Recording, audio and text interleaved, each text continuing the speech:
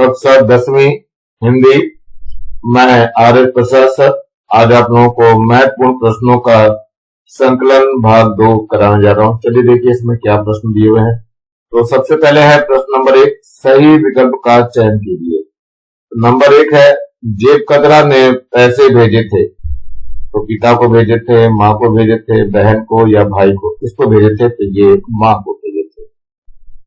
Number 2 है, पेट का ठूंठ, यानी पेड़ का ठूंठ का प्रतीक जो है क्या है, ये आपको बताना है। तो ये आपका निर्जीवता है। तीसरा है, तट तीर में अलंकार है। तट तीर में कौन सा अलंकार है ये बताना है आपको। तो ये अनुप्रास अलंकार है। नंबर 4 है, मर्या प्रथा से क्या अभिप्राय है, वो बताना है क्या अभिप्राय है इसका। तो ये आपका मृत्यु हो। इसके बाद है 5वां, गृह प्रवेश कविता में कवि के मन की व्यथा, क्या व्यथा है वो बताना है। तो ये आपका अकेलापन है इसका उत्तर। तो आप लोग इसको कर सकते हैं। चलिए आगे चलते हैं, रिक्त स्थानों की पूर्ति कीजिए। तो सबसे पहले है, कवि नागार्जुन का असली नाम था, क्या नाम था ये बताना है। तो वैद्यनाथ मिश्र था इसका नाम। तो ये है वैद्यनाथ मिश्र।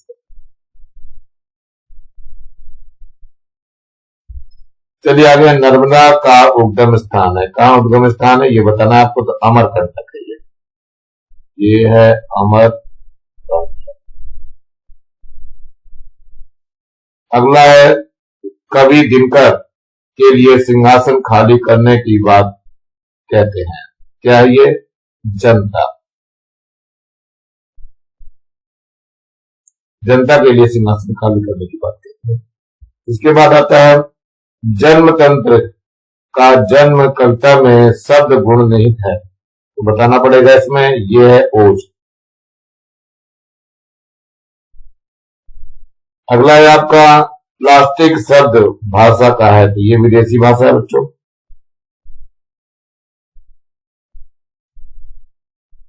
ये विदेशी भाषा का। अगला है, उचित संबंध जोड़िए। तो क और ख दिए हुए हैं। तो नंबर 1 है, माटी वाली। माटी वाली जो है वो टीरी वाली है, ये टीरी से लिया गया है, ये नंबर 1 पर आता है। नंबर 2 है, आधुनिक मीरा, किसको कहते हैं आधुनिक मीरा? महादेवी वर्मा को कहते हैं। तो ये आपका नंबर 2 में है। और नंबर 3 है, घीसा की झोपड़ी, ये गंगा के किनारे है, ये नंबर 3 है। नंबर 4 है, गृह प्रवेश। तो गृह प्रवेश जो है ये प्रयोगवाद है, ये नंबर 4 है। अब आ गया भूस। भूस, तो ये क्या है? शंका है। तो 1 और 7 है, ये 5वां नंबर है। नर्मदा किसको अपनी दूत बनाकर अपना प्रणय संदेश भेजती है? तो उत्तर है इसका, नर्मदा जुहिला अपनी सखी को अपनी दूत बनाकर अपना प्रणय संदेश सोनभद्र के पास भेजती है। जुहिला सोन पर मुग्ध हो जाती है, वह नर्मदा का रूप लेकर सोन का वर्णन करती है। अगला है, वीर गाथा काल के 2 कवियों के नाम व उनकी एक एक रचना का नाम लिखिए। तो नंबर है उत्तर में, कवि का नाम है और रचना का नाम है। सबसे पहले आते हैं चंद्रवरदाई। चंद्रवरदाई पृथ्वीराज रासो ने लिखी है। और इसके बाद है नरपति नाल्हर, ये है बिस्ला देव रासो। लेखक हरिशंकर परसाई टैक्स की बीमारी को क्यों अपनाना चाहता है? तो टैक्स की बीमारी से लेखक समाज का सम्मानित व्यक्ति बनना चाहता है। टैक्स से उसकी सामाजिक महत्ता और आर्थिक स्तर का आकलन होगा।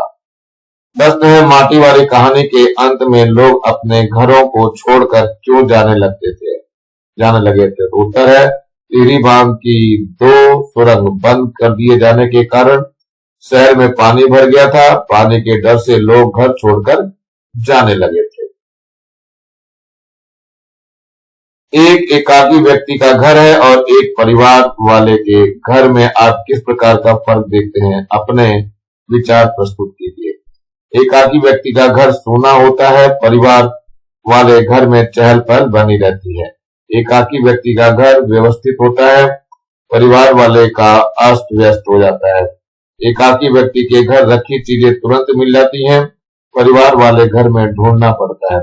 एकाकी घर में सहयोग का अभाव होता है, परिवार में सहयोग प्राप्त होता है।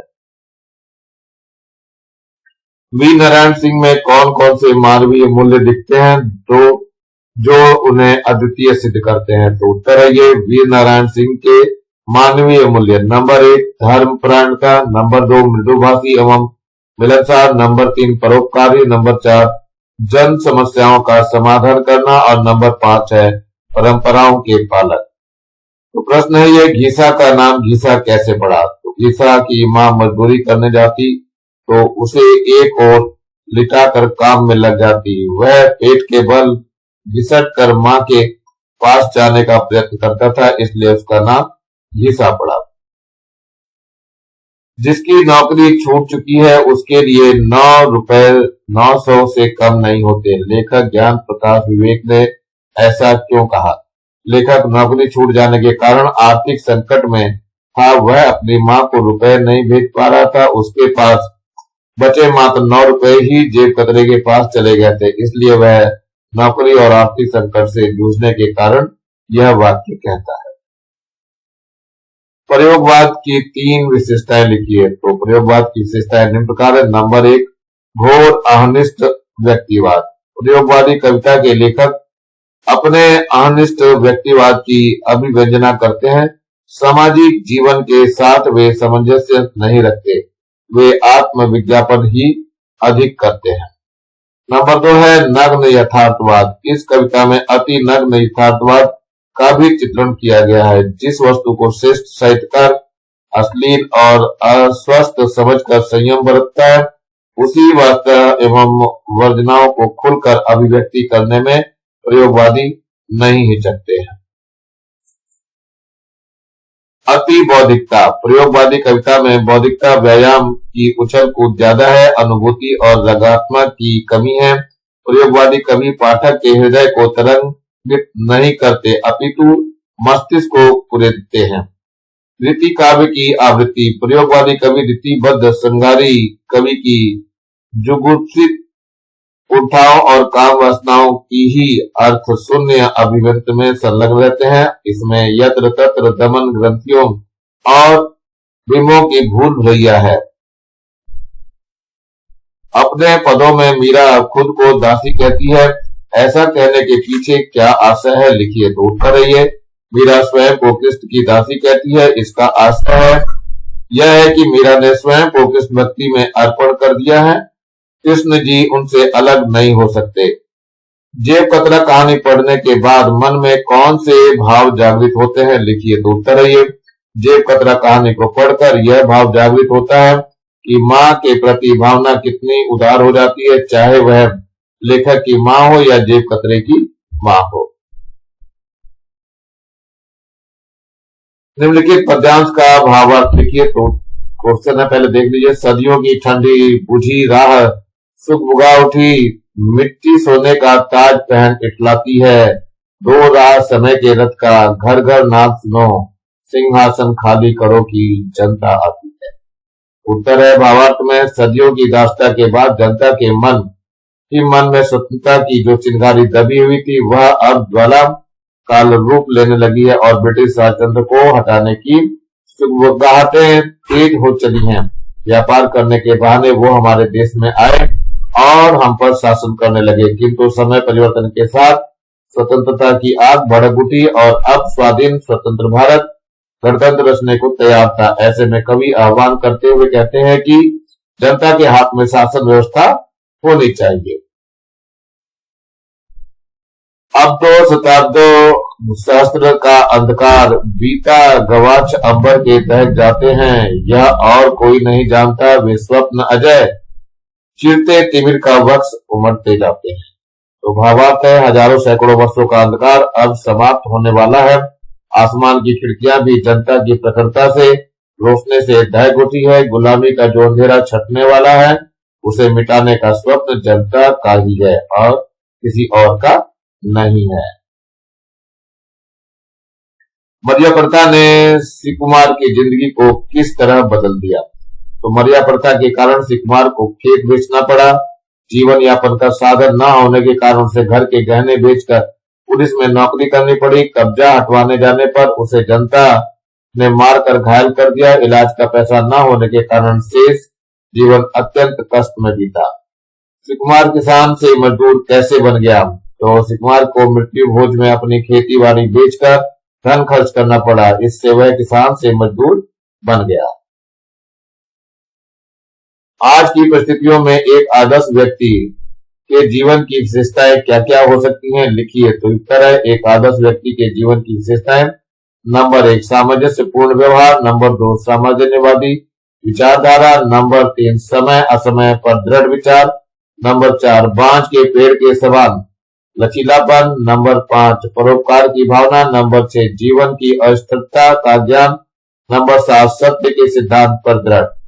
तानाशाही क्या है? तानाशाह की जीवन शैली कैसी होती है? अपने शब्दों में लिखिए। तो उत्तर है ये, केवल अपने मत को सही मानना ही तानाशाही है। तानाशाह हिटलर और स्टालिन की तरह होते हैं, जो अपने ही मत को सही मानते हैं। झुकना, असमन्वय, समझौता, ये गुण तानाशाह में नहीं होते हैं। अविवेकापूर्ण व अंधाधुंधकरण के अष्टवर्णकंटक क्षेत्र के प्राकृतिक पर्यावरण को किस प्रकार नुकसान हो रहा है? जानकारी जुटाकर लिखिए। तो उत्तर है ये, अमरकंटक क्षेत्र एल्युमिनियम उत्पादक क्षेत्र है। यहाँ से प्राप्त खनिज बल को ले जाया जा रहा है। इसके लिए जंगलों को काटकर रास्ते बनाए गए। पहाड़ों पर आकाश झूले बनाकर खनिजों ढोया जा रहा है। पहाड़ कट रहे हैं। नर्मदा और सोन की हरियाली को उजाड़ा जा रहा है। इसके प्राकृतिक पर्यावरण का बचाव करने हेतु वैज्ञानिक विधि से खनिजों का उत्खनन और व्यापार करके प्राकृतिक पर्यावरण को बचाना आवश्यक है। अमरकंटक ने अपनी आत्मा से नर्मदा को जन्म देकर भारत को वरदान दिया है। पाठ नर्मदा का उद्गम अमरकंटक के अनुसार स्पष्ट कीजिए। नर्मदा कुंड से अमरकंटक का एक शिखर और आसपास की भूमि ऊंची है। वहीं का जल निरंतर नर्मदा कुंड में आता है। वहां से नर्मदा में अनादि काल से प्रलय काल से आज तक जल का प्रवाह बना हुआ है। इसलिए कहा जाता है कि अमरकंटक ने अपनी आत्मा से नर्मदा को जन्म देकर भारत को वरदान दिया है।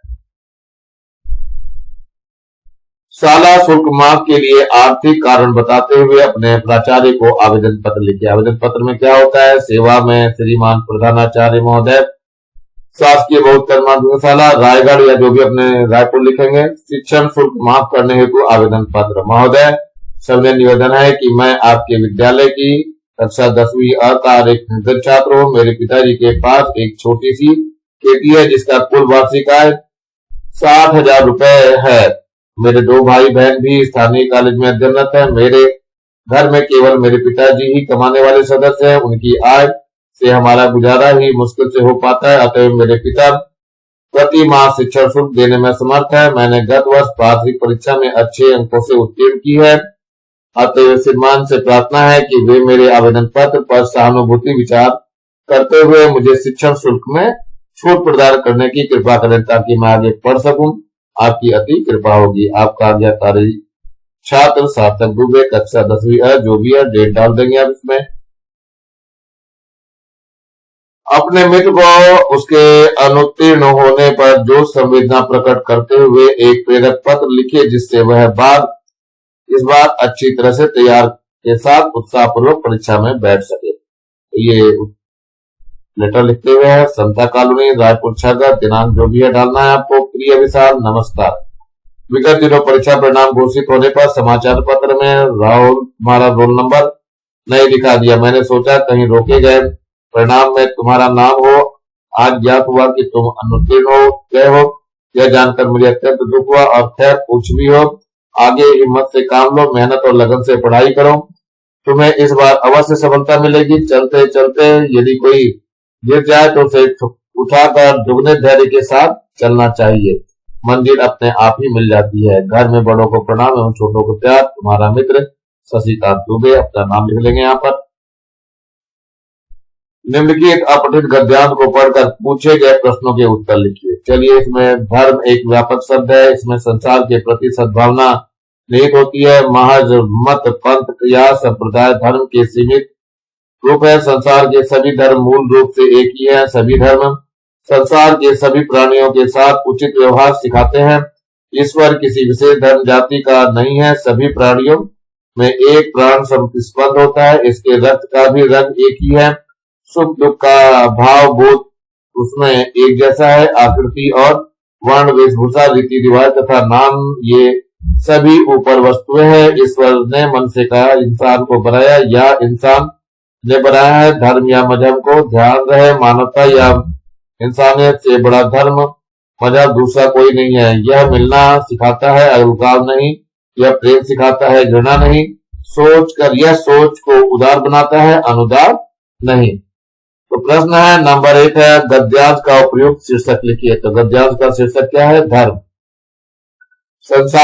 धर्म में संसार के प्रति कैसा भाव निहित होता है? तो यह है, धर्म में संसार के प्रति सद्भावना निहित होती है। अगला है, संसार के सभी धर्मों के रूप में एक जैसा क्यों बताया गया है? तो उत्तर है, संसार के सभी धर्म मूल रूप से एक है, क्योंकि सभी धर्म संसार के सभी प्राणियों के उचित व्यवहार करना सिखाते हैं। सभी प्राणियों में किस प्रकार आधार की समानता दिखाई देती है? तो सभी प्राणियों में एक समान जीवन, रक्त, सुख, दुख के भाव के आधार पर समानता दिखाई देती है। अगले 2 प्रश्न है, इंसानियत का धर्म व्यक्ति को क्या क्या सिखाता है? और विलोम शब्द लिखिए, धर्म, प्रेम, उदार और उचित। चलो देखते हैं इसके उत्तर की तरफ। इंसानियत का धर्म व्यक्ति को मिलना, प्रेम करना एवं उदारता सिखाता है। और ये वे अधर्म, घृणा, अनुदार और अनुचित विलोम दिए हैं, तो आप लोग कर लेंगे। चलिए अगले में चलते हैं।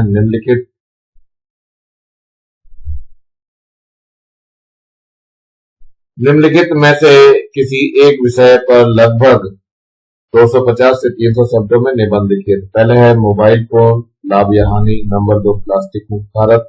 नंबर 3 है ग्लोबल वार्मिंग। और नंबर 3 है राष्ट्रीय पर्वों की उपयोगिता। और नंबर 5 है कंप्यूटर एवं मानव मस्तिष्क। चलिए देखते हैं, एक उदाहरण देख लेते हैं। तो सबसे पहले मोबाइल फोन लाभ हानि पे चलते हैं। तो प्रस्तावना है, विज्ञान के कारण मानव को अनेक सुविधाएं प्राप्त हुई है, उनमें से मोबाइल फोन का सबसे ऊंचा और विशिष्ट स्थान है। मोबाइल फोन समाज के सभी वर्गों के लिए जरूरत बन चुका है। जब आप खेती और किसान को ट्रैक्टर चलाते समय मोबाइल पर बातें करते देखते हैं, बिजली मिस्त्री को अपने नए ग्राहक से वादा करते देखते हैं, तो यही अनुभव होता है कि आज मोबाइल सबके लिए आवश्यक हो चुका है। इसकी सहायता से व्यापारियों का व्यापार देश विदेश में फैल गया है। परिवार के सभी सदस्य 24 घंटे एक दूसरे के संपर्क में रहते हैं। बूढ़े दादा दादी जो अपने पोतों से बात करने को तरस जाते थे, अब मोबाइल से बातें करके दिल हल्का कर लेते हैं। सचमुच वरदान है ये। मोबाइल फोन का स्वरूप। मोबाइल फोन बिना तार का छोटा सा यंत्र है, जिसका संबंध विश्व भर में व्याप्त तरंगों से जुड़ा रहता है। इसलिए वह जेब में पड़ा पड़ा भी समूचे विश्व से संवाद स्थापित कर सकता है। वह न केवल बात कर सकता है, अपितु पुस्तकें, चित्र, संगीत, चलचित्र आदि भी भेज और ग्रहण कर सकता है।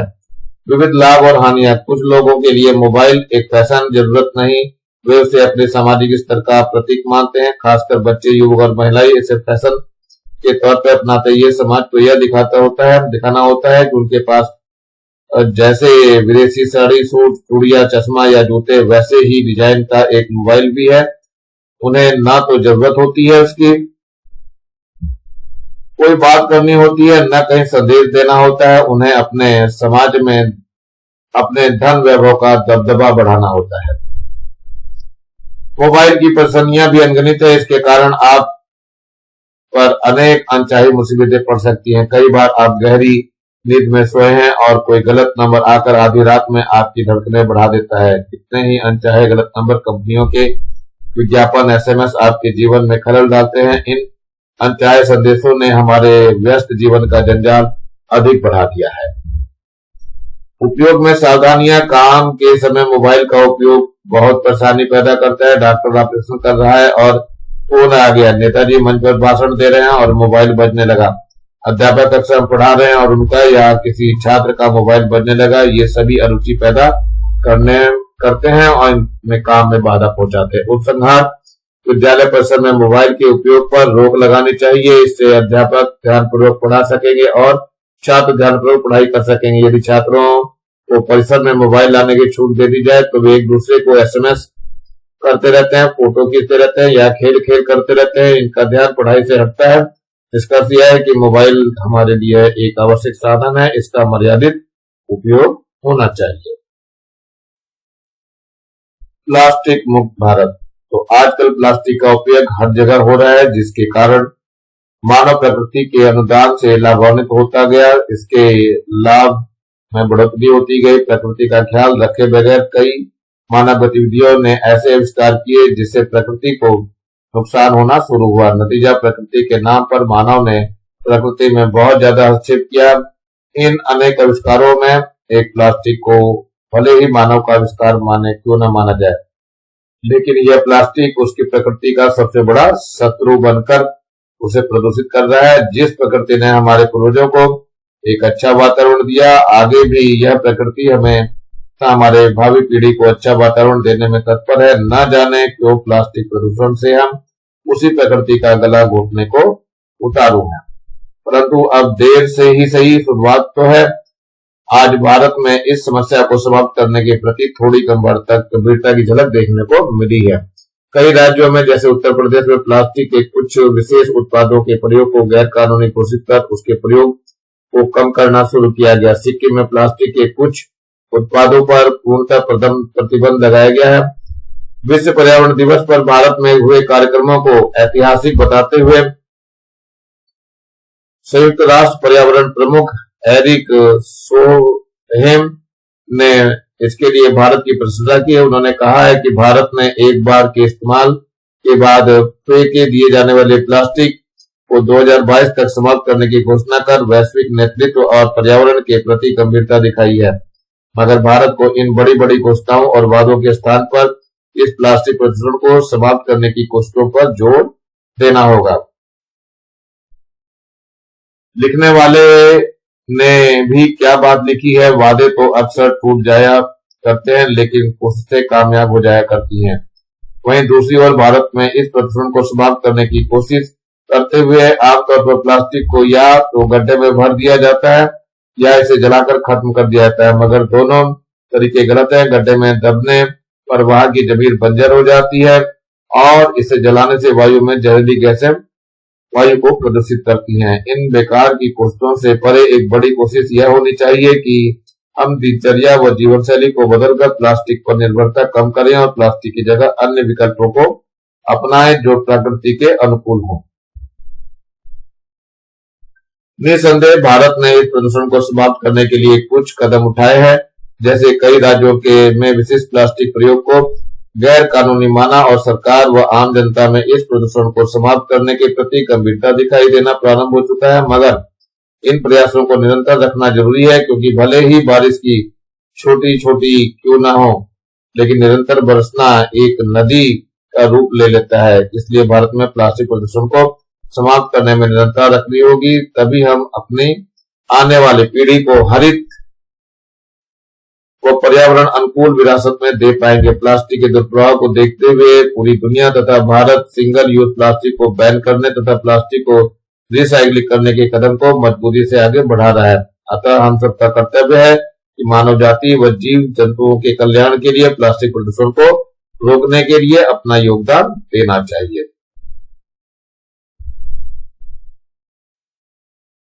Global warming. ग्लोबल वार्मिंग अर्थात पृथ्वी का लगातार तपना ग्लोबल वार्मिंग इस सदी की सबसे बड़ी खतरा है। धरती पर गर्मी लगातार बढ़ रही है। जनसंख्या में अत्यधिक वृद्धि के कारण निरंतर कटते पेड़ नष्ट होते व पेट्रोल की अत्यधिक खपत इस गर्मी में अधिक वृद्धि कर रही है। शताब्दियों में जमे हुए हिमखंड पिघलते जा रहे हैं। आकाश की ओजोन परत कम होती जा रही है, जिसके कारण सूर्य की जहरीली अल्ट्रावायलेट किरणें सीधे धरती पर पहुंचने लगी है। मनुष्य, पशु पक्षी सभी के लिए ये सूर्य की जानलेवा साबित होगी। इन किरणों के कारण कई घातक बीमारियां भी जन्म लेंगी जो मानव के लिए जानलेवा साबित होगी। ग्लोबल वार्मिंग का मुख्य कारण मानव द्वारा किए जाने वाला विभिन्न प्रकार के ऊर्जा स्रोतों का असीमित उपयोग है। परमाणु भट्टियां, औद्योगिक ऊर्जा, फ्रिज, एसी का खुला उपयोग आदि ऐसे बड़े कारण हैं जिनसे वातावरण में ऊष्मा बढ़ रही है। निरंतर कटते पेड़, वनों एवं मानवीय कार्य जो प्रकृति के चक्र में खलल डाल रहे हैं, उन्हें रोकने का उपाय भी हमारे ही हाथ में है। मशीनों की निर्भरता को कुछ कम करके मानवीय श्रम का अधिक उपयोग कर इसमें कमी लाई जा सकती है। अधिक से अधिक मात्रा में पेड़ लगाकर वनों को संरक्षित कर तथा लकड़ी एवं आवास के लिए नए विकल्प की खोज करके ग्लोबल वार्मिंग के खतरे को कुछ कम कर सकते हैं। परंतु ऊर्जा से होने वाले खतरों को देखते हुए इस पर प्रतिबंध लगाना भी आवश्यक हो गया है, क्योंकि ग्लोबल वार्मिंग का खतरा केवल भारत देश तक सीमित नहीं है बल्कि पूरे विश्व पर मंडरा रहा है। राष्ट्रीय पर्वों की उपयोगिता देखिए, भारत विविधताओं का देश है। यहाँ पर विभिन्न धर्म, जातियों, वेशभूषा के लोग निवास करते हैं। इनके त्योहार भी अलग अलग हैं। ये त्योहार इनके जीवन में नई खुशियां व उत्साह लेकर आते हैं। इन त्योहारों के अतिरिक्त स्वतंत्रता दिवस, गणतंत्र दिवस व गांधी जयंती राष्ट्रीय पर्व है, जिन्हें पूरा राष्ट्र एक साथ हर्ष और उल्लास के साथ मिलकर मनाता है। ये सभी राष्ट्र पर्व अनेकता में एकता का संदेश देते हैं। ये उन बलिदानियों के बलिदान का हमें स्मरण कराते हैं, जिन्होंने मातृभूमि की स्वतंत्रता के लिए जीवन पर्यंत संघर्ष किया और राष्ट्रों की स्वतंत्रता, गौरव एवं प्रतिष्ठा को बनाए रखने के लिए अपने प्राणों का बलिदान कर दिया।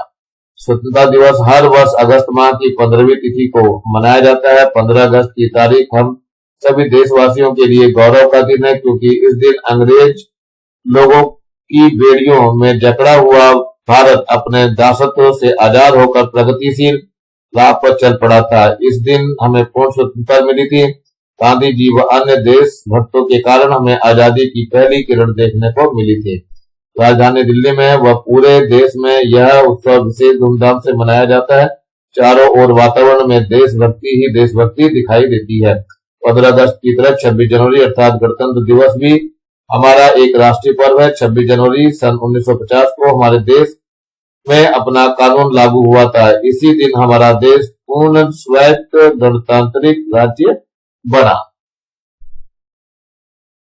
इस दिन विजय परेड होती है। परेड में सर्वप्रथम जल, थल और वायु तीनों सेनाओं के प्रमुख माननीय राष्ट्रपति को सलामी देते हैं।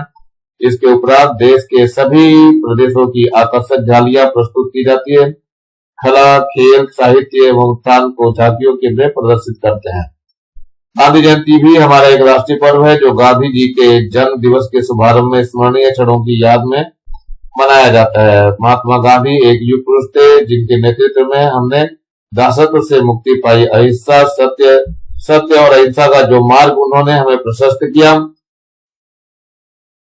वह सभी के लिए अनुकरणीय है। गांधी जी ने समाज में उपेक्षित तथा दलितों लोगों को समाज में बराबर लाने के लिए आजीवन संघर्ष किया। प्रतिवर्ष 2 अक्टूबर को हम सभी हिंदुस्तानी युग पुरुष महात्मा गांधी को श्रद्धा सुमन अर्पित करते हैं। राजघाट में सभी श्रद्धांजलि देते हैं। हमारे राष्ट्रीय पर्व राष्ट्रीय एकता की प्रेरणा स्रोत है। ये पर्व सभी को एक साथ रहने की प्रेरणा देते हैं तथा हमें यह संकल्प लेने के लिए प्रोत्साहित करते हैं कि हम बलिदानों को व्यर्थ नहीं जाने देंगे तथा इसके गौरव के प्रति अपनी जिंदगी समर्पित कर देंगे। शहीदों की चिताओं पर लगेंगे हर बरस, मेरे वतन पर मिटने वालों का बाकी यही निशा होगा। कंप्यूटर एवं मानव मस्तिष्क। प्रस्तावना, विज्ञान के क्षेत्र में कंप्यूटर अपने प्रभाव की वृद्धि कर रहा है। आज इसकी उपयोगिता भी बढ़ रही है। आज देश के अनेक क्षेत्रों में जैसे बैंक, उद्योग, अन्य प्रतिष्ठानों में इसका उपयोग होने लगा है।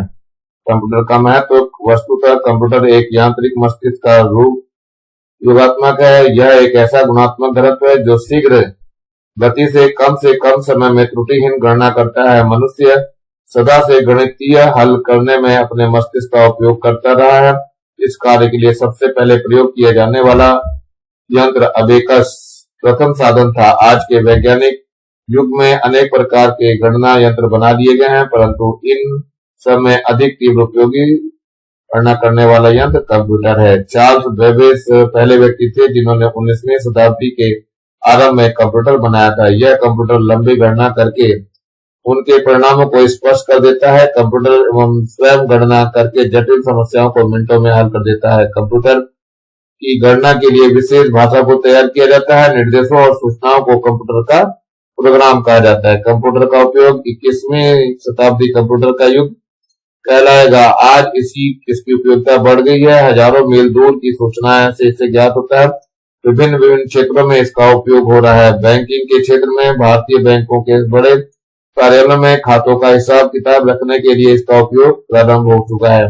कई राष्ट्रीयकृत बैंकों ने नई चुंबकीय संख्याओं वाली नई चेकबुक जारी की है। यूरोप के तो कई देशों में घर में निजी कंप्यूटर को अन्य कंप्यूटर के साथ जोड़कर लेन देन का कार्य भी किया जाता है। सूचना व समाचार प्रेषण के क्षेत्र में कंप्यूटर नेटवर्क द्वारा बड़े से बड़े नगरों को एक दूसरे से जोड़ने का कार्य किया जा रहा है। प्रकाशन के क्षेत्र में पुस्तकों और समाचार पत्रों के प्रकाशन में कंप्यूटर का महत्वपूर्ण योगदान है। अब तो समाचार पत्रों के संपादकीय विभाग में एक और कंप्यूटर से मैटर भर जाता है। साथ ही इलेक्ट्रॉनिक प्रिंटर शीघ्र ही मुद्रित सामग्री तैयार कर देते हैं। डिजाइनिंग के क्षेत्र में कंप्यूटर के माध्यम से भवनों, मोटर कारों, वायुयानों आदि के डिजाइन तैयार करने में कंप्यूटर ग्राफिक्स का उपयोग किया जा रहा है। वास्तुशिल्पी अपना डिजाइन कंप्यूटर से स्क्रीन पर तैयार करते हैं। कला के क्षेत्र में अब कंप्यूटर कला का तथा चित्रकार का सहायक बन गया है। कलाकार कंप्यूटर के सामने बैठकर अपने नियोजित प्रोग्राम के अनुसार स्क्रीन पर चित्र निर्मित करता है और वास्तविक रंगों के साथ प्रिंट छप जाता है। वैज्ञानिक खोज क्षेत्र में विज्ञान के क्षेत्र में कंप्यूटर ने एक नई क्रांति ला दी है। अंतरिक्ष के व्यापक चित्र अब कंप्यूटर द्वारा उतारे जाते हैं। चित्रों का विश्लेषण भी कंप्यूटर द्वारा ही किया जाता है। आधुनिक वेधशालाओं के लिए कंप्यूटर की आवश्यकता है। विज्ञान का कोई भी क्षेत्र उससे अलग नहीं है। युद्ध के क्षेत्र में अमेरिका में पहला electronic super computer atom bomb से संबंधित गणनाएं करने के लिए जर्मन के गुप्त संदेश जानने के लिए अंग्रेजों ने कोलोसन नामक कंप्यूटर का प्रयोग किया। जीवन का हर क्षेत्र कंप्यूटर की परिधि में आ गया है। वायुयान या रेल यात्रा के आरक्षण की व्यवस्था कंप्यूटर द्वारा की जाती है। रेलवे तथा बस का टाइम भी आपको कंप्यूटर ही बताता है। इसके अतिरिक्त चिकित्सा के क्षेत्र में परीक्षा और निर्माण में मौसम संबंधी जानकारी, चुनाव कार्य में कंप्यूटर का अधिक महत्वपूर्ण योगदान है। दैनिक जीवन में कंप्यूटर की क्षमताएं एवं संभावनाएं और बढ़ गई हैं। छात्रों के लिए प्रिंटिंग के बाद कंप्यूटर से ही बड़ा आविष्कार है। इससे छात्रों व अध्यापकों का समय बचता है। भारत के अभूतपूर्व युवा प्रधानमंत्री स्वर्गीय राजीव गांधी का कंप्यूटर के प्रति अधिक रुझान था। भारत ने कंप्यूटर टेक्नोलॉजी द्वारा प्राप्त करने के लिए अमेरिका की ओर दोस्ताना कदम बढ़ाए हैं। अब सरकार ने कंप्यूटर पर कर घटाया ताकि भारत में से विदेशी टेक्नोलॉजी वाली कंपनियां स्थापित हो सकें और भारत इस प्रकार के अनेक विषयों पर विदेशियों से सौदा कर रहा है। कंप्यूटर और मानव मस्तिष्क, कंप्यूटर और मानव यंत्र है। इसमें एक मानवीय संवेदना और न अरुचि उत्पन्न परंतु भाव मन द्वारा निर्देशित ऐसा यंत्र है जो स्वयं निर्णय लेने में असमर्थ है। वास्तव में यह मानव मस्तिष्क की रचना है जो कम समय में समस्याओं को हल कर लेता है। उपसंहार देखिए, कंप्यूटर टेक्नोलॉजी भारत के आर्थिक जगत में क्रांति ला सकती है बशर्ते इसका उपयोग समाजवादी आदर्शों के लिए किया जाए। अभी इस भारतीय पूंजीवादी तबका प्रत्येक तकनीकी का प्रयोग केवल अपने काम के लिए कर सकता है। अतः आज साधारण जन इसे जानना चाहती है। यद्यपि आज का विश्व कंप्यूटर के युग में सांस ले रहा है, कंप्यूटर पर आज का विश्व निर्भर है। कंप्यूटर इस समय में सब समस्याओं को हल कर सकता है। वह दिन दूर नहीं जब कंप्यूटर सबके हाथ में होगा। ये आपका भाग यही समाप्त हो रहा है। नीचे आपका लाल रंग का बटन दिखाई दे रहा है, जिसे दबा के सब्सक्राइब करेंगे और मेरे चैनल को लाइक करेंगे, कमेंट जरूर करेंगे आप लोगों को कैसा लग रहा है, क्या बना के भेजना है और ज्यादा से ज्यादा बच्चों को शेयर करेंगे जिससे ज्यादा बच्चों को फायदा हो सके। और इस बेल आइकन को दबा लेंगे जिससे मैं नया वीडियो डालूं तो उसका नोटिफिकेशन आप लोगों को मिल सके। Thank you, have a nice day. इसी के साथ मैं आर एस प्रसाद सर आज का वीडियो यहीं समाप्त करता हूं। फिर मिलते हैं अगले बार।